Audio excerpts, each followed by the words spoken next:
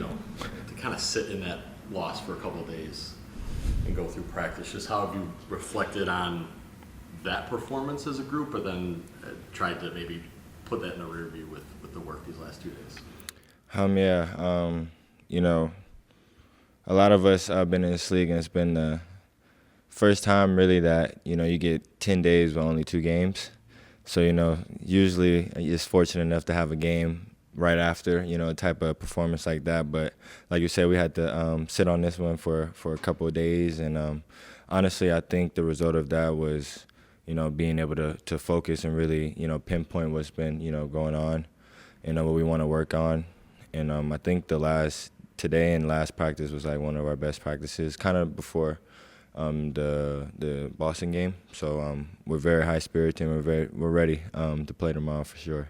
How were these practices beneficial? How do you think they got better? Just time, I always say, having time together, getting reps together will always solve a lot of things, especially just experience, experience in sets, schemes, bumping, playing fives. All those things is the opportunity we have with these days, and we took full advantage of it. And I think we're just more confident going into next game with these days. You kind of said, hey, I got to get this team realize, you're not good enough to have trap games. If you're 11-16, you got to find that level. But I'm curious, how do you guys feel like maybe you can capture that desperation, urgency, whatever you want to call it, a little bit more frequently?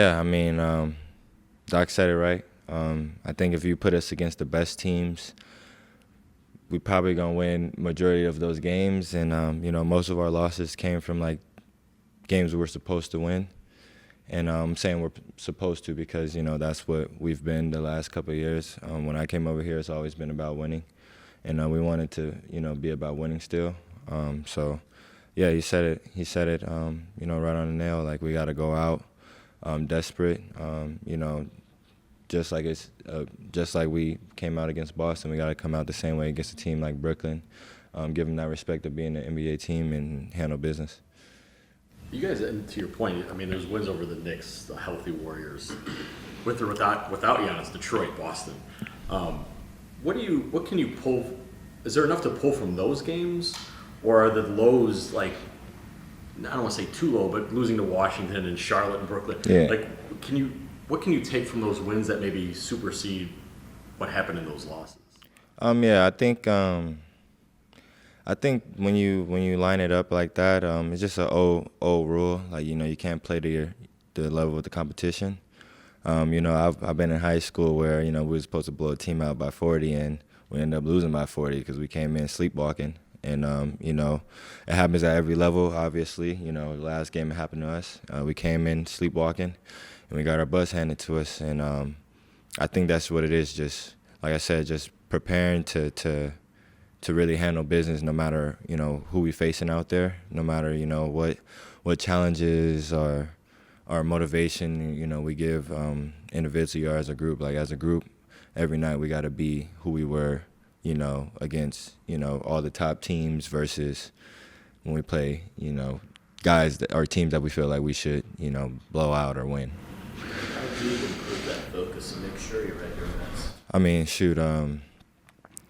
I don't think there's many losses in NBA history like the one that we just had last game. So I think a loss like that wakes you up, and you don't never want to be on the end of that stick.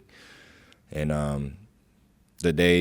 having those days and really having to sit on that loss definitely makes it worse. So I think we all had an eye opener, and we're ready to make sure that don't happen again. One of the things Doc's talking about is you guys maybe not executing as well as you're whether that's again the play, turnovers, whatever it might be. How do you feel like you guys have gotten better at that and gotten maybe more used to it without Giannis out there? I think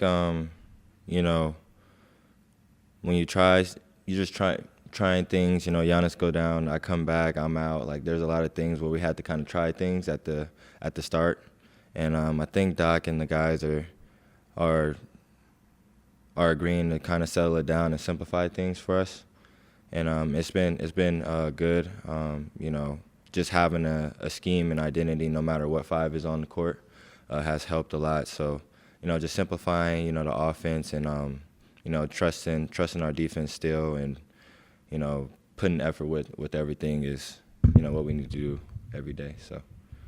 From your vantage point, is there like a pregame ritual or something that you guys do, whether it's communication or a hype, that you feel has worked for you in those games that you did find success? Because you talked about just you guys coming together and having these days together. I'm just curious if there's something pregame that also helps you get into the same mindset.